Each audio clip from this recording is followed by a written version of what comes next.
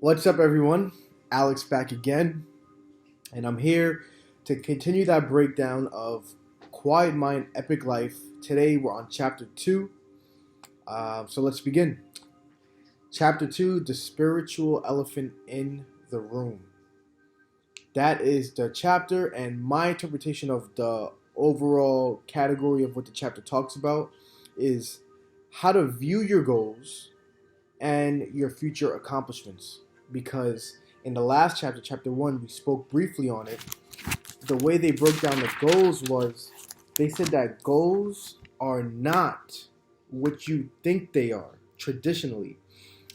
The enlightenment, the peak of where my mind should be and how I feel, and that does not happen by achieving your goals. Unfortunately, I'm sorry, that's just not the way it is to me. And in my perspective, this is how I see life, because I agree with this book, and maybe you should too. Now, the book says your external goals, achieving them, will not create enlightenment, and most importantly, it will not create happiness. Getting that Ferrari, getting that yacht, getting that promotion at work, getting that wife, getting that wedding ring that you wanted so bad, getting that girlfriend, getting that job, it will not create happiness. In fact, after you achieve that, your brain is going to be ecstatic with the dopamine in your brain, and a few months later, you're going to be like, now what? Back to square one. Okay? So now, chapter 2 is basically telling you if that's the reality, then how do you view your goals and your future accomplishments? Because obviously, there's some sort of benefit in accomplishing future goals, and there's also a benefit in the way you interpret the fact that you just achieved something. So there is potential there. If I'm not looking at it in a way to achieve my happiness, how do I view it then? Boom. Perspective shift on goals.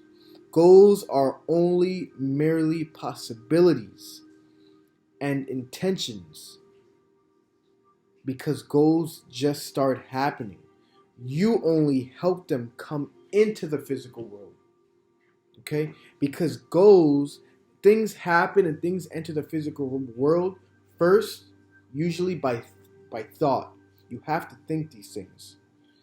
And not only think about them, but it's about your perspective on how you think about them, which then allows you to catch a feeling toward it, a thought toward it, then a feeling toward it, and then an action toward it that eventually leads to that end result in reality. It won't happen overnight, but down the road, that thought will turn into fruition. You have a perspective on how fit people are the pinnacle of what society men should be for guys. And then you start thinking, wow, how great would it be if I had that six pack? Then you start thinking, what would I need to do to get that six pack? And then you start breaking those things down. And then you start feeling good about the idea of, wow, I can actually achieve this. Imagine what I would look like and a reason why you can get that. Eventually, you start thinking about this enough and it consumes your mind. You're going to be to the point where you just go, shit, where's the nearest gym in my town? How much does a membership cost? What days am I free in my schedule and what times can I actually go? What workouts are best to make my chest bigger? What workouts are best to make my shoulders broader, to make my guns bigger? Eventually, you start fulfilling these actions after you thought them out in your head and you got the logistics of everything. 2 months later, you're making little results. You're not getting the best results, but you're going through it. But you're feeling great. 3, 6, 9 months down the road, now you're a lot bigger. You have abs. You have a body, and it all started back to your thought and the perspective you had on that topic. So that's what I mean by coming into the physical world, starting by a thought. No attachment to the goal outcome. So, according to Quiet Mind Epic Life, you should not be attached to the goal, the body, the guns, the Ferrari, being a top producing real estate agent. You shouldn't be attached to that outcome. In fact, you should look at them as if they are entertainment. They're not a necessity that determines your happiness or your success.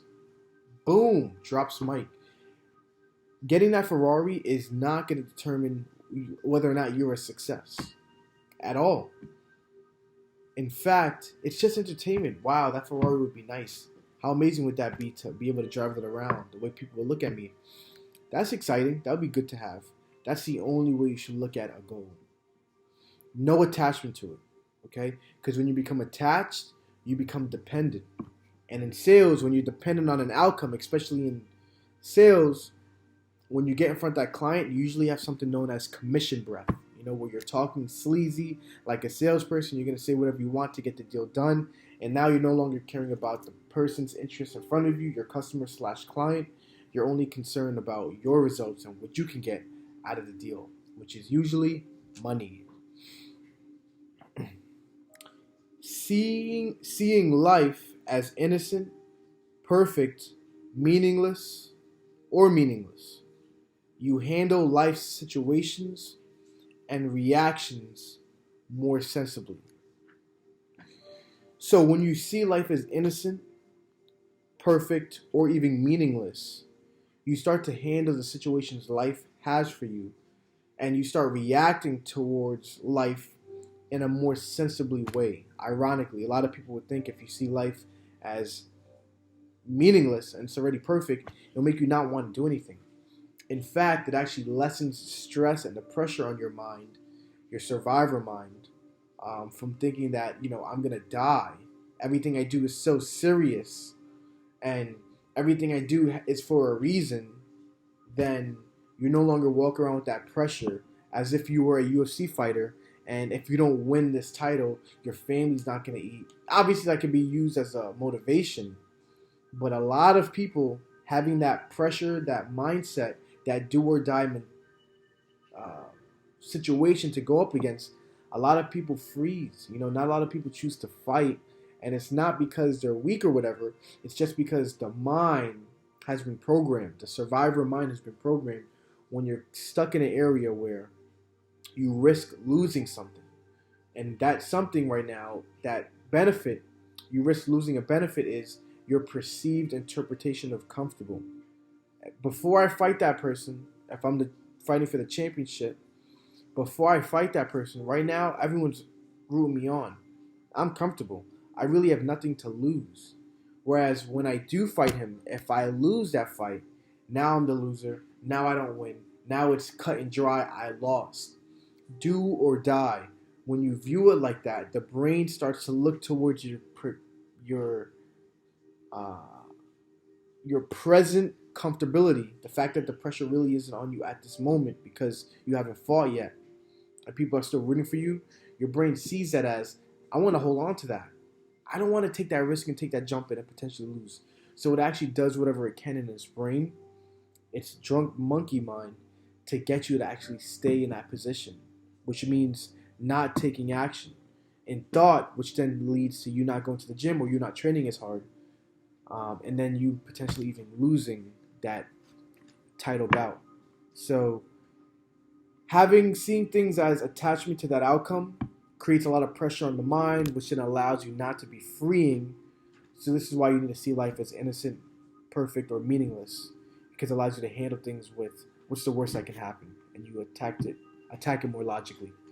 All right. So that's my breakdown of chapter 2. See you guys in the next one. Peace.